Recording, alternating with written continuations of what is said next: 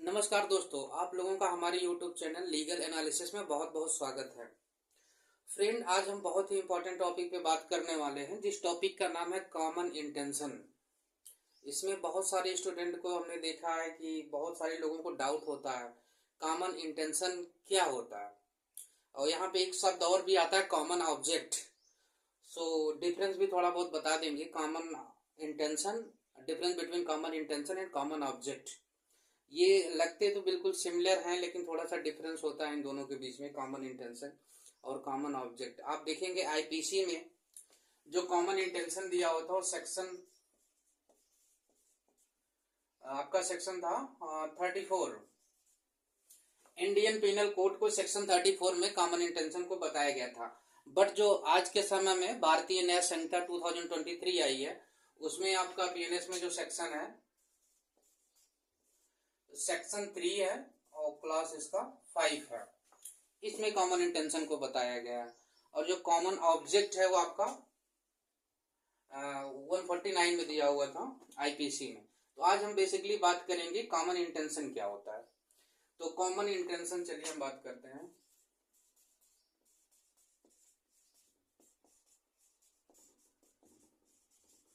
Common intention, किसी भी अपराध को कंप्लीट होने के लिए आप जानते हैं कि 4 एलिमेंट होते हैं, 4 elements of a crime. First क्या होता है? Human being. सेकंड क्या होता है? एक्टस रियस। थर्ड होता है मेंस रिया। अब सेकंड आप मान लीजिए, पहला एक ह्यूमन बीइंग होना चाहिए, एक्टस रियस होना चाहिए, मेंस रिया होना चाहिए, इंजरी होना चाहिए, तब जाके कोई भी क्राइम कंप्लीट होता है। अगर हम लिख दें यहाँ पे, पहला जो एलिमेंट होता है वो होता है ह्यूमन बीइंग होना चाहिए।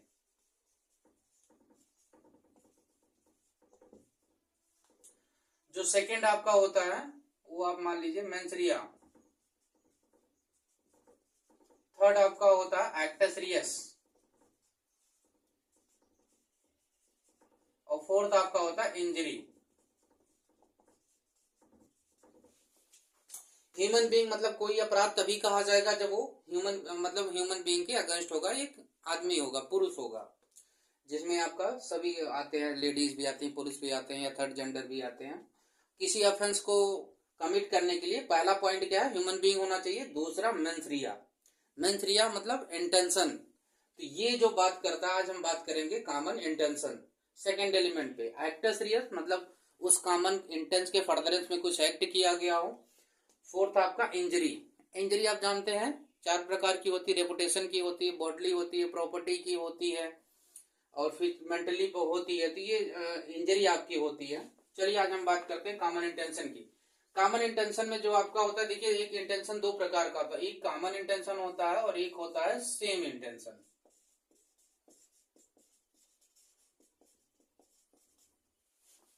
एक कॉमन इंटेंशन होता है और दूसरा होता है सेम इंटेंशन। इन दोनों में बहुत ही फर्क है।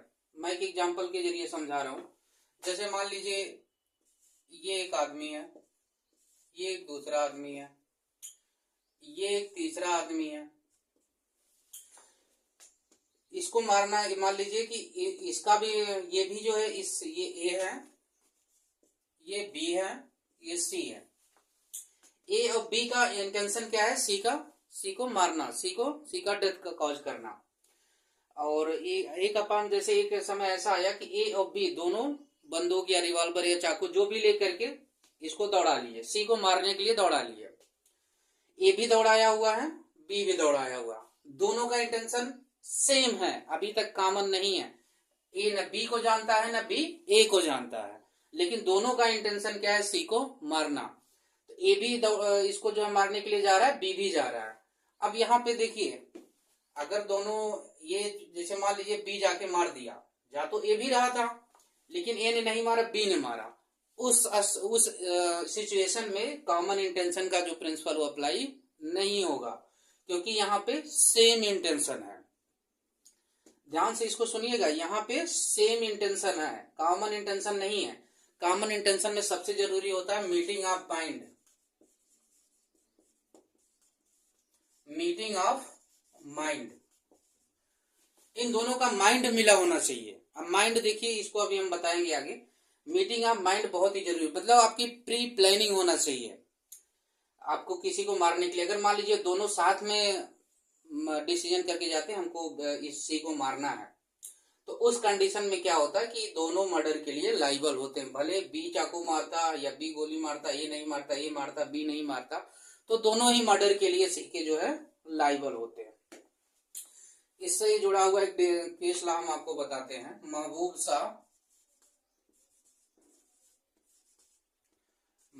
Shah versus king emperor.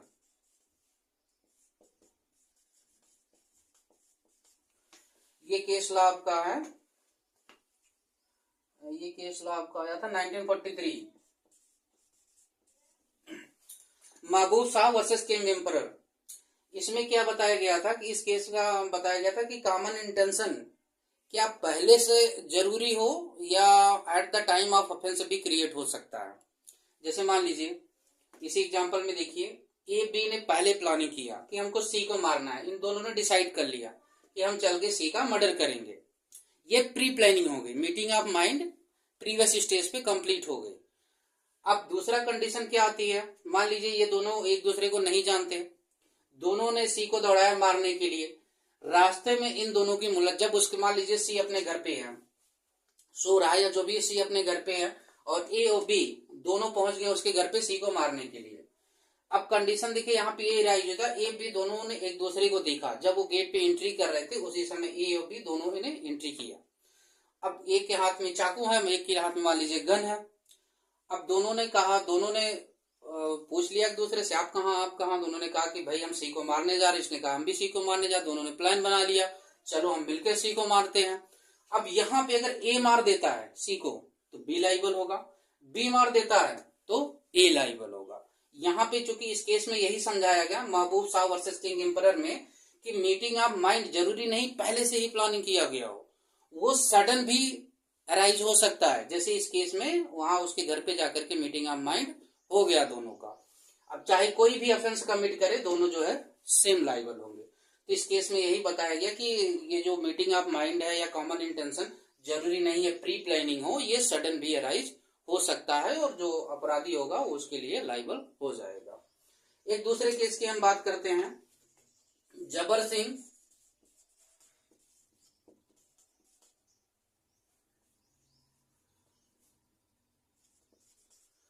Singh versus state of UP.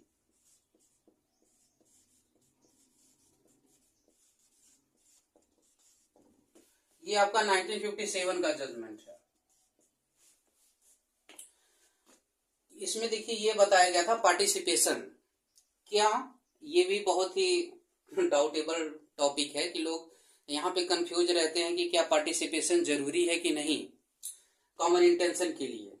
तो इस केस में यही बताया गया था कि participation is necessary to commit of an offence. Participation देखिए 3 प्रकार का होता है। एक होता है, पहला होता है एक्टिव पार्टिसिपेशन, दूसरा होता है पैसिव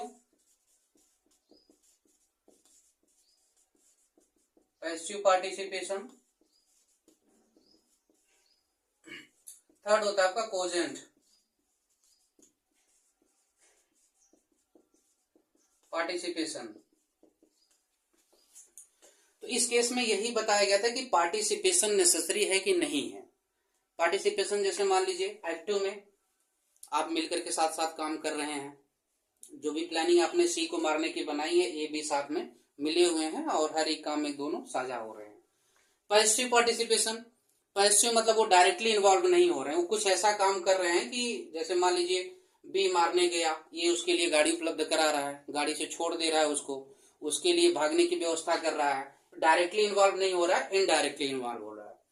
कोजेंट में आप कह सकते हैं कि डायरेक्टली जो है दोनों मिले हुए हैं, जैसे ये डायरेक्टली जाके चाकू मार दे, प्लान बी ने बनाया था जाके ए ने मार दिया, ये तो डायरेक्टली आपको उससे अच्छा पार्टिसिपेशन कुछ है ही नहीं, ये जाके गोली मार दे।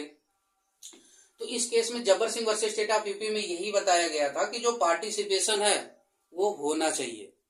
जो 1957 का जजमेंट था कि बिना पार्टिसिपेशन, जैसे मान लीजिए हम बात करते हैं जैसे ए और बी है, ए बी ने प्लानिंग किया, क्या प्लानिंग किया कि सी को मारना है। अब कंडीशन में ए जो है जैसे आज की डेट में मान लीजिए ए और बी ने मिलकर प्लानिंग किया कि कल सी को मारेंगे। अब ये जो है बी को बिना बताए अगले दिन चला गया, रिवॉल्वर लिया, सी को जाके ठोक दिया, सी को मार दिया। बी को ये चीज पता ही नहीं, बी का केवल इंटेंशन था, but he was not participated to commit of the offence against C. इसने जो है उसमें पार्टिसिपेशन नहीं किया था। इस जजमेंट के अनुसार B was not liable, B जो है लाइबल नहीं था उस कंडीशन में, लेकिन ए जो है लाइबल था वहां पे ऑफेंस के लिए।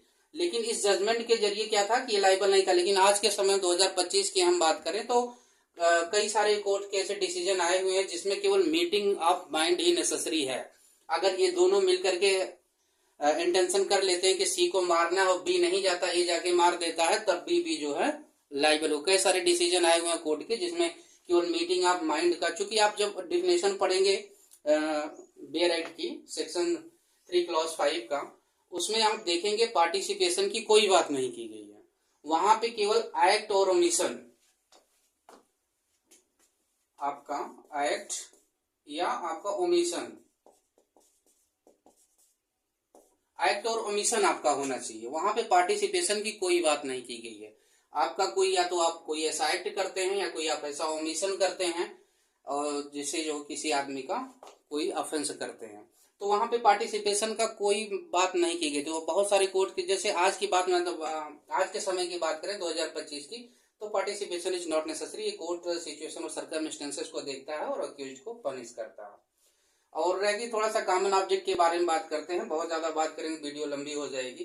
कॉमन ऑब्जेक्ट में जैसे इसमें मान लीजिए जो डिफरेंस है कॉमन इंटेंशन में, common intention more than 1 person होना चाहिए। कॉमन ऑब्जेक्ट में मोर देन 5 या मोर देन 5 पर्सन होना चाहिए।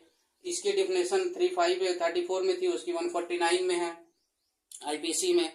और इसमें जो ऑफेंस है, कोई भी ऑफेंस मतलब मीटिंग ऑफ माइंड होना चाहिए। वहां पे जो मीटिंग ऑफ माइंड सडनली बेराइज हो सकता है। जैसे उसमें प्री प्लानिंग, उसमें ऑब्जेक्ट कॉमन होता है। जैसे मान लीजिए कि हम मान लीजिए किसी के घर में आग लगानी है, सपोज दैट, तो वहां पे क्या हुआ कि सब लोगों ने डिसाइड कर लिया आग लगानी है। अब वहां पे डायरेक्टली पहुंच गए, कोई प्लानिंग उन लोगों ने नहीं बनाई, वहां पे डायरेक्टली वो लोग पहुंच गए और कोई पेट्रोल लाता है, कोई कुछ करता है, कोई कुछ करता है, तो वहां पे एक ऑब्जेक्ट को अचीव करना है जहां मोर देन 5 या मोर देन 5 पर्सन इन्वॉल्व होते हैं। लेकिन जो कॉमन इंटेंशन में होता है वो प्री प्लान्ड होता है कि किसको क्या करना है, किसको गाड़ी लेके जाना है, किसको पेट्रोल लेके आना है, क्या क्या करना है, जो हर एक दूसरे का एक्ट उसमें डिसाइड होता है। बट कॉमन ऑब्जेक्ट में कोई थर्ड आदमी भी आके at the time of offence वो भी इन्वॉल्व हो सकता है। तो ये बेसिकली मेन डिफरेंस होता है कॉमन इंटेंशन और कॉमन ऑब्जेक्ट में।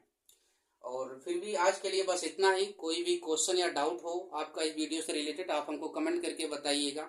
वीडियो को ज़्यादा से ज़्यादा लाइक करिए, सब्सक्राइब करिए, अपने दोस्तों के भी साथ शेयर करिए और हमारे चैनल को सब्सक्राइब करिए, क्योंकि आप लोगों का सपोर्ट बहुत ही ज़रूरी है इस चैनल की ग्रोथ के लिए। तो मिलते हैं फ्रेंड्स अगली वीडियो में, तब तक के लिए नमस्कार।